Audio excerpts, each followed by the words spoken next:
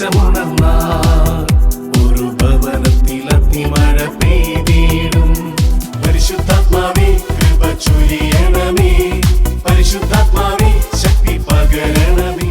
രണ്ട് കരങ്ങൾ സ്വർഗത്തിലേക്ക് ഉയർത്തിപ്പിടിച്ച് ഇനി വരുന്ന നാളുകൾ അത്ഭുതങ്ങളുടെയും അടയാളങ്ങളുടെയും നാളുകളാണ്. നമ്മുടെ ഈ നോമ്പിനോട് ബന്ധപ്പെട്ട് നമ്മുടെ ബൈബിൾ കൺവെൻഷനൊക്കെ ഒരുക്കപ്പെട്ടത് ഈ ആത്മീയ ബലം പ്രാപിക്കുന്നതിന് വേണ്ടിയാണ്.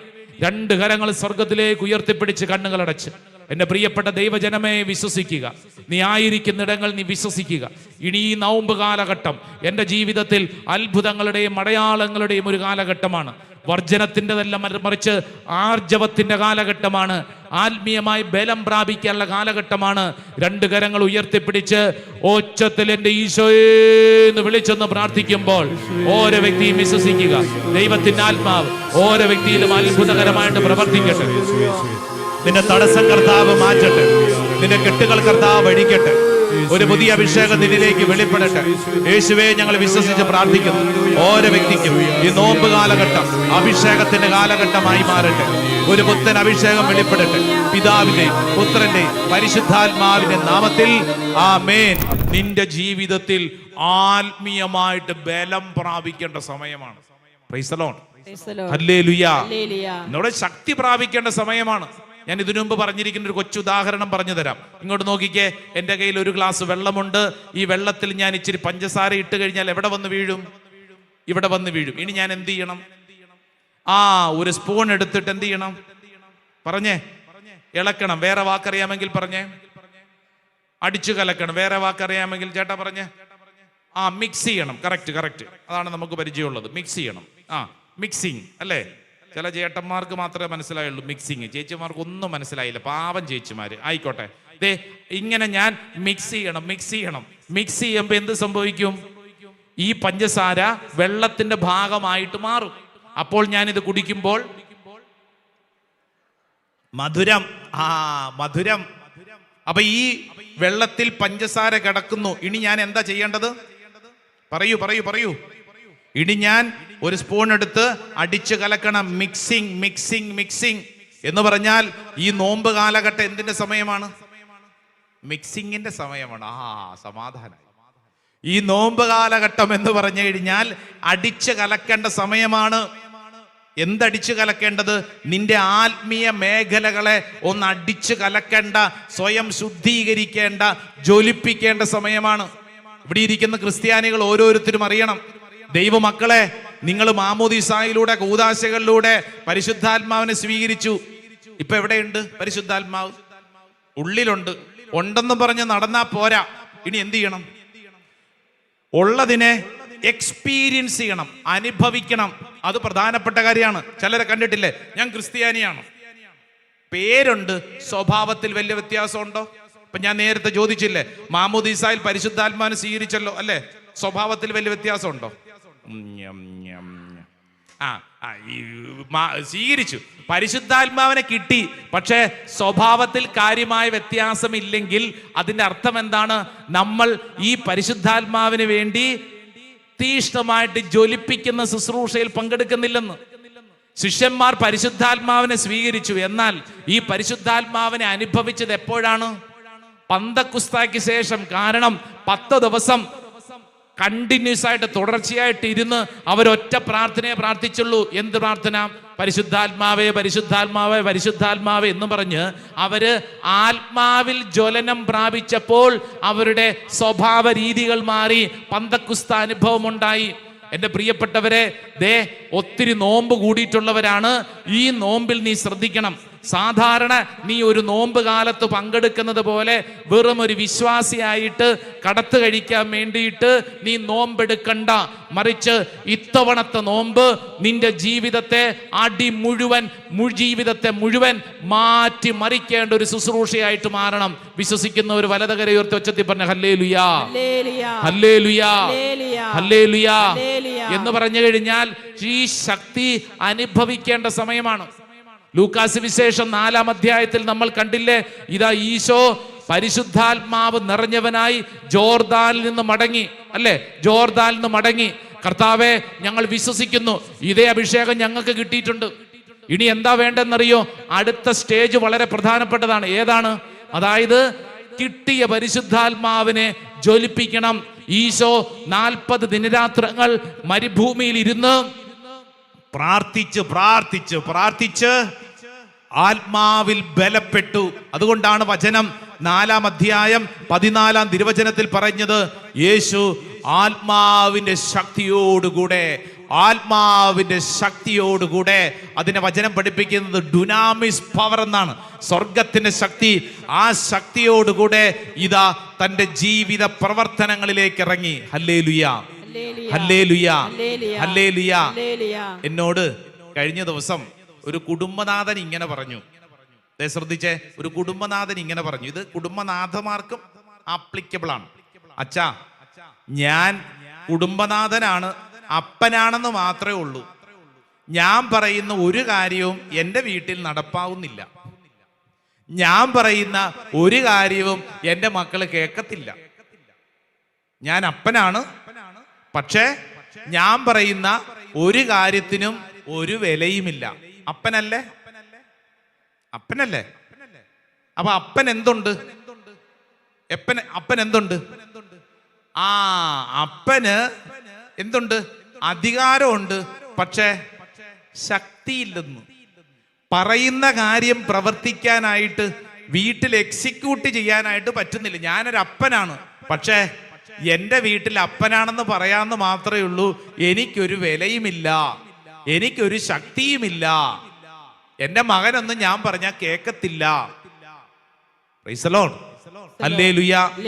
ഇവിടെ ഇരിക്കുന്ന, ഇത് കേട്ടുകൊണ്ടിരിക്കുന്ന ചില അപ്പനും അമ്മയ്ക്കും ചിന്തയുണ്ട്, ശരിയാ അച്ഛാ, എൻ്റെ കാര്യം അങ്ങനെ തന്നെ.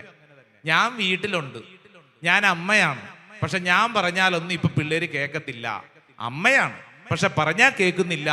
ഇങ്ങോട്ട് നോക്കിക്കേ, അപ്പന്റെ അധികാരമുണ്ട്, പക്ഷെ എന്ത് കിട്ടുന്നില്ല? അത് പവർ എക്സിക്യൂട്ട് ചെയ്യാനുള്ള ശക്തിയില്ല. അപ്പൊ 2 കാര്യങ്ങൾ മനസ്സിലാക്കണം. ഒന്നാമത്തത് അധികാരം. പറഞ്ഞേ, അധികാരം, പവർ ഉണ്ട്. രണ്ടാമത്തെ എന്തില്ല? ശക്തി കിട്ടുന്നില്ലെന്നും. അതോറിറ്റി ഉണ്ട്, അതോറിറ്റി, പവർ, അധികാരമുണ്ട്, അധികാരം. ഇതിനോട് ചേർന്ന് നിൽക്കേണ്ട ഒന്നാണ് ഇതിന്റെ പവർ എന്ന് പറയുന്നത്, എക്സിക്യൂട്ട് ചെയ്യാനുള്ളത്. Hallelujah, hallelujah. അധികാരവും ശക്തിയും രണ്ടും 2 പദങ്ങളാണ്. പറഞ്ഞേ, അധികാരം, മറ്റൊന്നാണ് ശക്തി. ഇങ്ങോട്ട് നോക്കി, ഇനി വേറൊരു ഉദാഹരണം പറയാം. ഇവിടെ ഒരു കലാപം നടക്കുന്നു എന്ന് വിചാരിക്കുക. നമ്മുടെ നാട്ടിൽ ഒരു കലാപം, പോലീസ് വന്നു, കലാപം നടക്കുന്നു. പോലീസിന് ഇതിനെ നിയന്ത്രിക്കാൻ വേറെ ഒരു മാർഗവുമില്ല. അവസാനം പോലീസ് തങ്ങളുടെ അരയിൽ നിന്ന് എന്തെടുത്തു? ബെൽറ്റ് ഊരിട്ട്. എന്ത് കാര്യം ചേച്ചി? ബെൽറ്റ് കീറിപ്പോവും.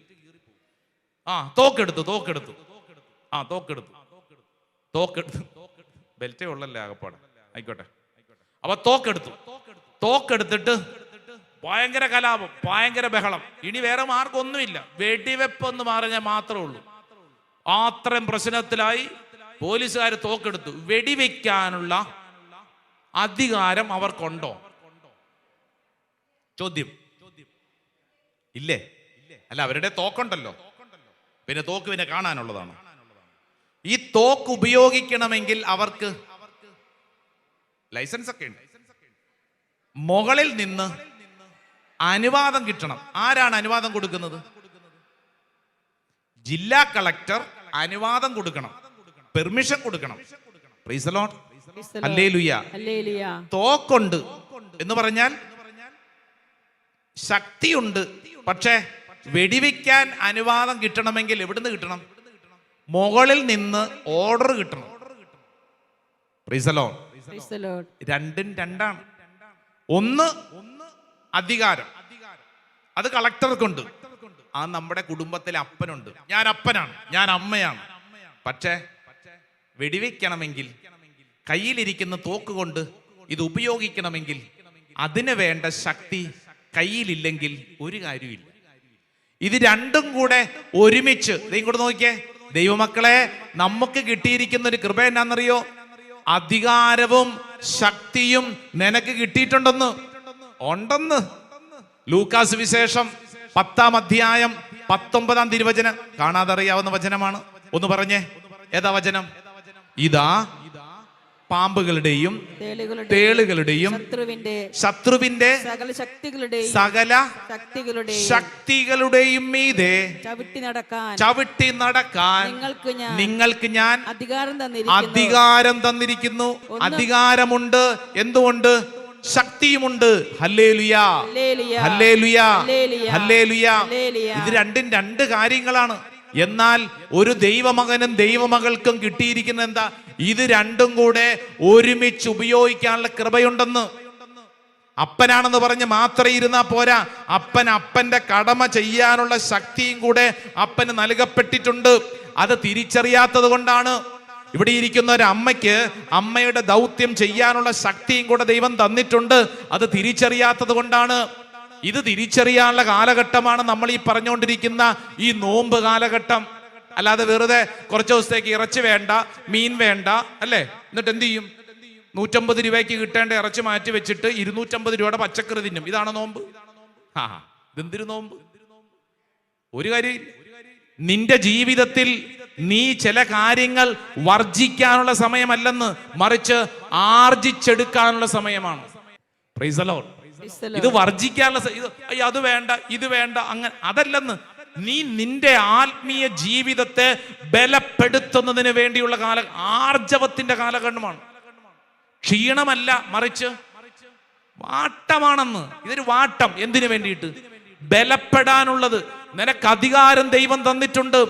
നൽകപ്പെട്ട അധികാരം ഉപയോഗിക്കാൻ. കളക്ടർക്കുള്ള പവറും പോലീസുകാരന്റെ കയ്യിലിരിക്കുന്ന തോക്കും, ഇത് രണ്ടും കൂടെ നിന്റെ കയ്യിലേക്ക് നൽകപ്പെട്ടിരിക്കുകയാണ്. എന്ന് പറഞ്ഞാൽ നിനക്കതിനുള്ള അധികാരം തന്നിട്ടുണ്ട്, നിനക്കതിനുള്ള ശക്തിയും തന്നിട്ടുള്ളൂ. പക്ഷേ ദൈവമക്കളായ നമുക്ക് ഈ അധികാരമുണ്ട്, പക്ഷേ ശക്തിയില്ല. ഈശോ 40 ദിവസങ്ങൾ ഉപവസിച്ച് പ്രാർത്ഥിച്ചപ്പോൾ നേടിയെടുത്തത് എന്താ? ഈ ശക്തിയാണ് നേടിയെടുത്തത്. ഈ ശക്തിയോടുകൂടിയാണ് ഈശോ തന്റെ ശുശ്രൂഷയ്ക്ക് ഇറങ്ങിയത്. അതുകൊണ്ടാണ് ലൂക്ക 4-ാം അധ്യായം 18-ാം തിരുവചനത്തിൽ പറഞ്ഞത്. എന്തു പറഞ്ഞത്? കർത്താവിന്റെ ആത്മാവ് എന്റെ മേലുണ്ട്, ദരിദ്രരെ സുവിശേഷം അറിയിക്കുവാൻ അവിടുന്ന് എന്നെ അഭിഷേകം ചെയ്തിരിക്കുന്നു. സ്വരമുയർത്തി പറഞ്ഞ ഹല്ലേലൂയ. എന്റെ പ്രിയപ്പെട്ട സഹോദരങ്ങളെ, ഈ നോമ്പ് കാലഘട്ടത്തിലേക്ക് പ്രവേശിക്കുമ്പോൾ വളരെ ശ്രദ്ധിക്കണം. ചാരം പൂശും. നിന്റെ നെറ്റിയില് ചാരം പൂശിക്കൊണ്ട് ഒരു വൈദികൻ പറയും, എന്ത്? മനുഷ്യ, നീ മണ്ണാവുന്നു. ഈ ശരീരം ഇന്നല്ലെങ്കിൽ നാളെ മണ്ണോട് മണ്ണായിട്ട് തീരും. നീ നിന്റെ ശരീരത്തിനുള്ളിലുള്ള ആത്മാവിനെ കുറിച്ചൊരു ശ്രദ്ധ വേണം. രണ്ടു കരങ്ങളും നെഞ്ചോട് ചേർത്ത് വെച്ച് നിവർന്നു നിന്നേ, കണ്ണടച്ചോണം. കർത്താവേ, ഈ നാളുകളിൽ ഞാൻ വിശ്വസിച്ച് പ്രാർത്ഥിക്കുന്നു, ഈ ശരീരം മണ്ണോട് മണ്ണായിട്ട് തീരും. ഇന്നല്ലെങ്കിൽ നാളെ 6 അടി മണ്ണിൽ എവിടെയെങ്കിലുമൊക്കെ ഒടുങ്ങും. കർത്താവേ, ഈ മണ്ണിൽ ഞാൻ ഈ ശരീരം അവശേഷിക്കുമ്പോഴും എൻ്റെ ആത്മാവിൽ ബലം പ്രാപിക്കാൻ വിളിക്കപ്പെട്ട വ്യക്തിയാണെന്ന് ഞാൻ തിരിച്ചറിയുന്നു. കർത്താവേ, എൻ്റെ ആത്മാവിന് ബലം വേണം. മനുഷ്യ, നീ മണ്ണാവുന്നു, മണ്ണിലേക്ക് നീ മടങ്ങിപ്പോകുന്നു എന്നുള്ള ആ വലിയ ദൈവിക ആത്മീയ ചൈതന്യം ഈ ശുശ്രൂഷ സമയത്ത് എൻ്റെ മേൽ നിറയട്ടെ. ഓ കർത്താവേ, എന്നെ പഠിപ്പിക്കണമേ. 2 കരങ്ങളും നെഞ്ചോട് ചേർത്ത് കണ്ണടച്ച് ആ വരികൾ മനസ്സിലൊന്ന് ധ്യാനിച്ചേ. നിന്നോട് കർത്താവ് പറയുന്നൊരു പ്രധാനപ്പെട്ട കാര്യം ഹൃദയത്തിലൊന്ന് സ്വീകരിച്ചേ. മനുഷ്യമീ മണ്ണാകുന്നു, മണ്ണിലേക്കു മടങ്ങും ദൂരം അനുതാപ കണ്ണുനീർ വീഴ്ത്തി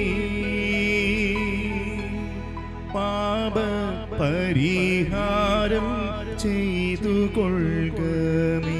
2 കരങ്ങളും നെഞ്ചോട് ചേർത്ത് കണ്ണടച്ച് പ്രാർത്ഥിക്കുക. അനുതാപത്തിന്റെ കണ്ണുനീര്. നിന്റെ ജീവിതത്തിൽ ഇന്നോളം വന്ന വഴികളെ തിരിച്ചറിയുക, തെറ്റുകൾ തിരുത്തി കണ്ണുനീര് ദൈവസന്നിധിയിലേക്ക് അർപ്പിച്ചു. കർത്താവേ, ഇതാ ഞാനൊരു പുതിയ വഴിയിലേക്ക് തിരിഞ്ഞു നടക്കാനുള്ളൊരു തീരുമാനം.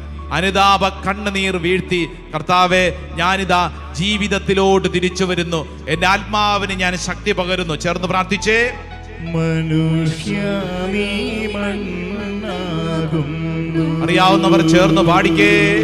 മണ്ണിലേക്ക് മണ്ണിലേക്കു മടങ്ങും ദൂരം അനുതാപ കണ്ണുനീർ വീഴ്ത്തി പാപ പരിഹാരം ചെയ്തു കൊള്ളുക നീ. ഫലം നൽകാതുയർന്നു നിൽക്കും വൃക്ഷനിരയെല്ലാം അരിഞ്ഞു വീഴ്ത്തും.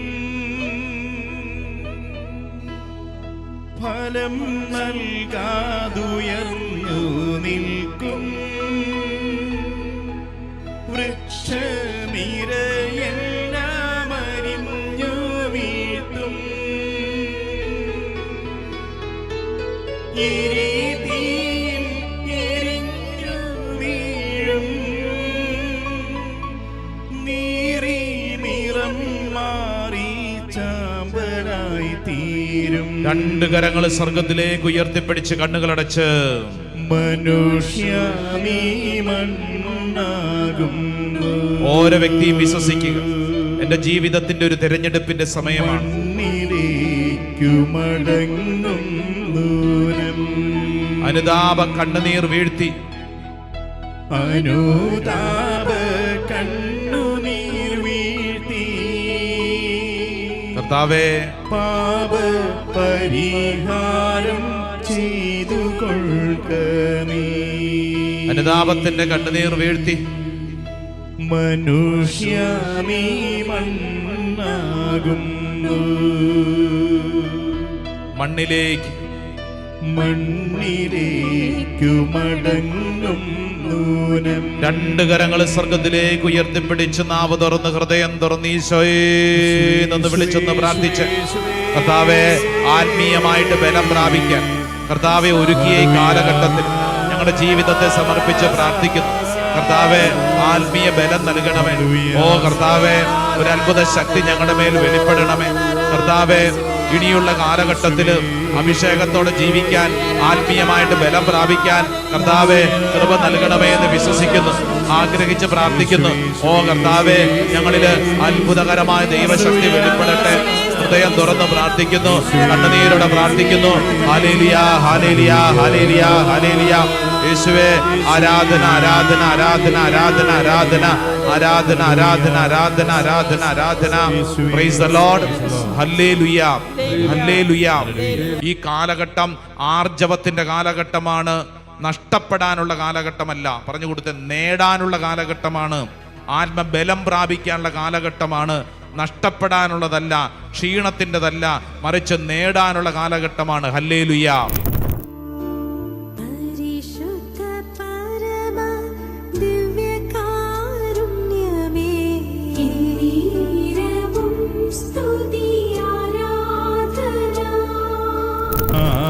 രണ്ട് കരങ്ങൾ സ്വർഗത്തിലേക്ക് ഉയർത്തിപ്പിടിച്ചൊന്ന് സ്തുതിച്ചൊന്ന് പ്രാർത്ഥിച്ചേ. ഓ ദൈവമേ, ആരാധന സമയം അത്ഭുതകരമായ ദൈവിക ഇടപെടലുകൾ എന്നിൽ ഉണ്ടാകും. എല്ലാ കെട്ടുകളും കർത്താവ് അഴിക്കണമേ. ഒരു പുതിയ അഭിഷേകം എന്നിലേക്ക് വെളിപ്പെടട്ടെ. Hallelujah hallelujah hallelujah hallelujah. യേശുവേ ആരാധന ആരാധന ആരാധന ആരാധന ആരാധന ആരാധന ആരാധന. ഹല്ലേലൂയ. ഈശോയെ നന്ദി, സ്തുതി സ്തുതി സ്തുതി. കരങ്ങൾ കൂപ്പി ഈശോയെ വണങ്ങി നമുക്ക് പ്രാർത്ഥിക്കാം. പരിശുദ്ധ പരമ ദിവ്യകാരുണ്യ ഈശോയ്ക്ക് ആരാധനയും സ്തുതിയും പുകഴ്ചയും ഉണ്ടായിരിക്കട്ടെ. ഇത്രമേൽ എന്നെ സ്നേഹിക്കുന്ന പരിശുദ്ധ പരമ ദിവ്യകാരുണ്യ ഈശോയ്ക്ക് ആരാധനയും സ്തുതിയും പുകഴ്ചയും ഉണ്ടായിരിക്കട്ടെ. എന്റെ ജീവിതത്തെ അത്ഭുതകരമായി നയിക്കുന്ന പരിശുദ്ധ പരമ ദിവ്യകാരുണ്യ ഈശോയ്ക്ക് ആരാധനയും സ്തുതിയും പുകഴ്ചയും ഉണ്ടായിരിക്കട്ടെ. എന്റെ പ്രിയപ്പെട്ട സഹോദരങ്ങളെ, നമ്മൾ ആരാധനയിൽ പങ്കെടുക്കുക എന്ന് പറഞ്ഞാൽ ദൈവത്തിന്റെ ശക്തി നമ്മൾ അനുഭവിച്ച് പ്രാർത്ഥിക്കുക എന്നാണ് ഇതിന്റെ അർത്ഥം. Hallelujah hallelujah hallelujah. പ്രിയപ്പെട്ട സഹോദരങ്ങളെ, നോമ്പ് കാലഘട്ടത്തിൽ നമ്മൾ എടുക്കുന്ന വലിയൊരു തീരുമാനമാണ് നമ്മുടെ ശരീരത്തെ ഒരു ആരാധനയാക്കി മാറ്റാനുള്ള തീരുമാനം. Price the Lord. ഹല്ലേലൂയ. ഈ ശരീരം കൊണ്ട് ദൈവത്തെ ആരാധിക്കാനുള്ള തീരുമാനം. നമുക്ക് ഈ ശരീരം തന്നത് ആരാണ്? ദൈവമാണ്. ശരീരത്തിൽ പലതരത്തിലുള്ള രോഗങ്ങളുണ്ട്, പീഡകളുണ്ട്. നമ്മൾ വിശ്വസിക്കണം, ഇതിൻ്റെ എല്ലാത്തിൻ്റെ മുകളിൽ സർവശക്തനായ ദൈവമുണ്ട്. ദൈവത്തിന്റെ ശക്തി നമ്മുടെ ശരീരത്തിൽ വെളിപ്പെടുന്ന കാലഘട്ടമാണ് ഈ നോമ്പിന്റെ അനുഗ്രഹിക്കപ്പെട്ട കാലഘട്ടങ്ങൾ. 2 കരങ്ങൾ സ്വർഗത്തിലേക്ക് ഉയർത്തിപ്പിടിച്ച് ഈ ശരീരം കൊണ്ട് ദൈവത്തെ ആരാധിക്കാനുള്ള വലിയൊരു തീരുമാനം. ഈ ശരീരം തന്ന ദൈവമാണ്, വിശ്വസിക്കണം. 2 കരങ്ങൾ ഉയർത്തിപ്പിടിച്ച് നന്നായിട്ട് നിവർത്തി ഉയർത്തിപ്പിടിച്ചോ. യെസ്, ഒരു ത്യാഗം എടുത്തങ്ങോട്ട് ഉയർത്തിപ്പിടിച്ചോ. എന്നിട്ട് കണ്ണടച്ച് വിശ്വസിക്കണം, ഈ ശരീരം തന്ന ദൈവമാണ്. ദൈവമാണ് ഈ ശരീരം തന്നത്. ഉള്ളിന്റെ ഉള്ളിൽ പറയണം, ഈ ശരീരത്തിൽ ഇനിമേൽ സാത്താൻ അവകാശമില്ല. ഈ ശരീരം എൻ്റെ യേശുവിന്റെ സ്വന്തമാണ്. 1 കൊരിന്തോസ് 6-ാം അധ്യായം 19-20 തിരുവചനം. നിങ്ങളിൽ വസിക്കുന്ന പരിശുദ്ധാത്മാവിന്റെ ആലയമാണ് നിങ്ങളുടെ ശരീരമെന്ന് നിങ്ങൾക്കറിഞ്ഞുകൂടെ? നിങ്ങൾ വിലയ്ക്ക് വാങ്ങപ്പെട്ടവരാണ്. ആകയാൽ നിങ്ങളുടെ ശരീരത്തിൽ ദൈവത്തെ മഹത്വപ്പെടുത്തുവിൻ. ഈ ശരീരത്തിൽ ദൈവത്തെ മഹത്വപ്പെടുത്താനുള്ള സമയമാണ്. 2 കരങ്ങളും സ്വർഗത്തിലേക്ക് ഉയർത്തിപ്പിടിച്ച് കണ്ണുകളടച്ച് പ്രാർത്ഥിക്കുന്ന ഓരോ വ്യക്തിയും ഈ സമയത്ത് വിശ്വസിക്കണം. ഓൺലൈനിലൊക്കെ പങ്കെടുക്കുന്നവർ നിങ്ങൾ ആയിരിക്കുന്നിടങ്ങളിൽ 2 കരങ്ങൾ ഉയർത്തിപ്പിടിക്കണം. നിന്റെ ശരീരത്തിൽ എന്തെങ്കിലും രോഗങ്ങളുണ്ടോ, ആ രോഗം ഉയർത്തിപ്പിടിച്ച് പ്രാർത്ഥിക്കുന്നതായിട്ട് മനസ്സിൽ കാണണം. നിന്റെ ശരീരത്തിൽ ശിരസ് മുതൽ ഉള്ളംകാല് വരെ ഏതൊക്കെ രോഗങ്ങളുണ്ട്, ആ രോഗങ്ങൾ ഇതാ യേശുവിന്റെ കുരിശോട് ചേർത്ത് വെക്കുന്നു. മനസ്സിൽ അങ്ങനെ തന്നെ കാണണം. നമ്മുടെ ശരീരത്തിലുള്ള എല്ലാ രോഗങ്ങളും യേശുവിന്റെ കുരിശോട് ചേർത്ത് വെക്കുന്നു. പ്രത്യേകിച്ച് ഈ സമയത്ത് പ്രാർത്ഥിക്കുമ്പോൾ ശിരസ് സംബന്ധമായ രോഗങ്ങളുള്ളവർ യേശുവിന്റെ ശിരസിനോട് ചേർത്ത് വെക്കട്ടെ. മുൾക്കിരീടം ധരിക്കപ്പെട്ട യേശുവിന്റെ ശിരസിനോട് നിന്റെ ശിരസിലെ രോഗങ്ങൾ സമർപ്പിച്ച് പ്രാർത്ഥിക്കുക. നിന്റെ ശരീരത്തിലെ പ്രത്യേകിച്ച് ശിരസ് സംബന്ധമായ രോഗങ്ങൾ യേശുവിന്റെ ശിരസിനോട് ചേർത്ത് വെക്കുക.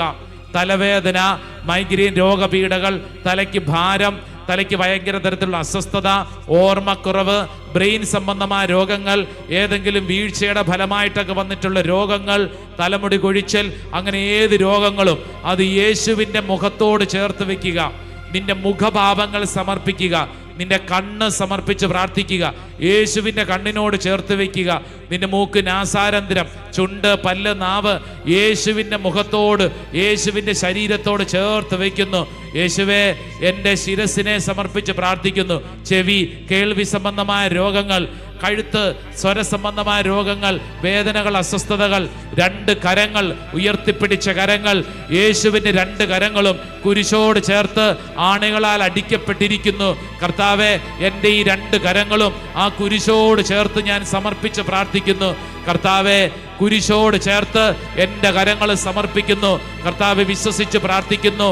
എൻ്റെ ഹൃദയ സംബന്ധമായ രോഗങ്ങൾ യേശുവിൻ്റെ വിലാപ്പുറത്തേക്ക് ചേർത്ത് വയ്ക്കുന്നു. നിന്റെ ഹൃദയ സംബന്ധമായ എല്ലാ അസ്വസ്ഥതയും സമർപ്പിച്ച് പ്രാർത്ഥിക്കുക. ശ്വാസകോശ സംബന്ധമായ രോഗങ്ങൾ സമർപ്പിക്കുക. കിഡ്നി, ലിവർ ഫങ്ഷൻ സമർപ്പിച്ച് പ്രാർത്ഥിക്കുക. ദഹനേന്ദ്രിയം, നിന്റെ ഉദരം യേശുവിൻ്റെ ഹൃദയത്തോട്, യേശുവിൻ്റെ ഉദരത്തോട് ചേർത്ത് വെച്ച് പ്രാർത്ഥിക്കുന്നു. യേശുവേ, എൻ്റെ ശരീരത്തെ സമർപ്പിച്ച് പ്രാർത്ഥിക്കുന്നു. നട്ടെല്ല് സംബന്ധമായ രോഗങ്ങൾ, നടക്കാനോ നിൽക്കാനോ പറ്റാത്ത വണ്ണമുള്ള വേദന സമർപ്പിച്ച് പ്രാർത്ഥിക്കുക. നടുവ് വേദന സമർപ്പിച്ച് പ്രാർത്ഥിക്കുക. ലൈംഗിക സംബന്ധമായ രോഗങ്ങൾ, ഗർഭാശയ സംബന്ധമായ രോഗങ്ങൾ, യൂറിനറി ഇൻഫെക്ഷൻസ്, മൂത്രാശയ സംബന്ധമായ രോഗങ്ങൾ സമർപ്പിച്ച് പ്രാർത്ഥിക്കുക.